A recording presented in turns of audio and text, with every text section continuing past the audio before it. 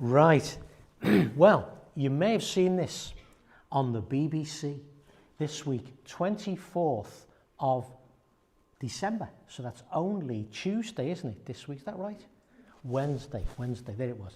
The day before Christmas Day, we saw this on the BBC, and our son sent us the link, and it just fits this word that we're all supposed to do, commandment from Jesus: love your neighbour. We are to love God. We worship him here today. We say thank you to God for all that he's done. But we are also, if we love God, to love our neighbours. Not just those who live next door. Who is my neighbour? Well, it's everybody else on planet Earth. And this is a story about a couple. Here's my screenshot of my iPhone this morning. We invited a man into our home at Christmas, and he stayed with us for 45 years. So, this is on the BBC News, 24th of December 2025, and the story goes like this. On the 23rd of December 1975, that's before some of us were born. Do you know that? 23rd of December 1975, Rob Parsons and Diane in South Wales, they heard a knock on the door, and they opened the door to find there a man called Ronnie Lockwood.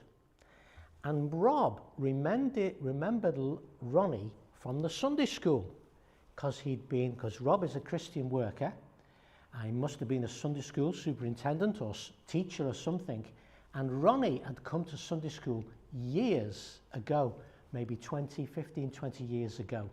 And there was Ronnie, and in his hand he had a black bin liner with all his stuff, and in his other hand he had a chicken.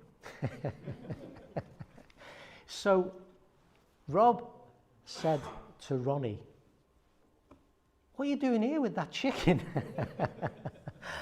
And he said, "You better come in."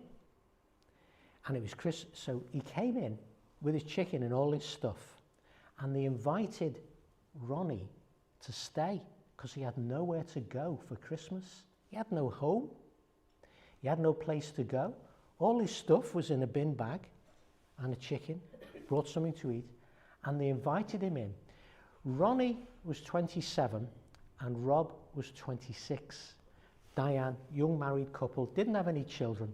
They just invited him in. Well, the story goes like this. 45 years later, they stayed with them because Ronnie was autistic. So he hadn't got on very well at school, and he hadn't been accepted by many people. So he didn't have a home to go to, and he'd never been able to get a job, and he'd never been able to lead what you call a normal life, because sometimes to get a job you need an address, and to get an address, guess what you need? A job. And he didn't have either, so he was one of those people who was homeless. He'd never got on very well at school, he'd never succeeded in anything, but he was welcomed into their home. Anyway, they helped him to live, they helped him to look after him, they helped him to get a job, and he helped in their family. So when Diane was suffering with ME,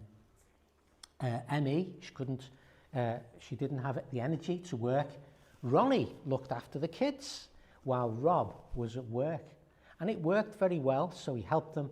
And then, as things do, Ronnie died recently. But he'd saved his money all those years, haven't had a job, and he left £40,000. And Ronnie and Diane were involved in a Christian work that needed a new roof on the building. And guess where they got the money for the new roof? Isn't that great?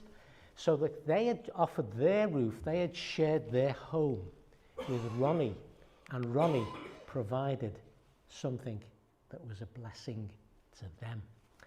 And Jesus said these words, boys and girls: "Inasmuch as you did it to the least of these my brethren, you did it to me." What did he mean?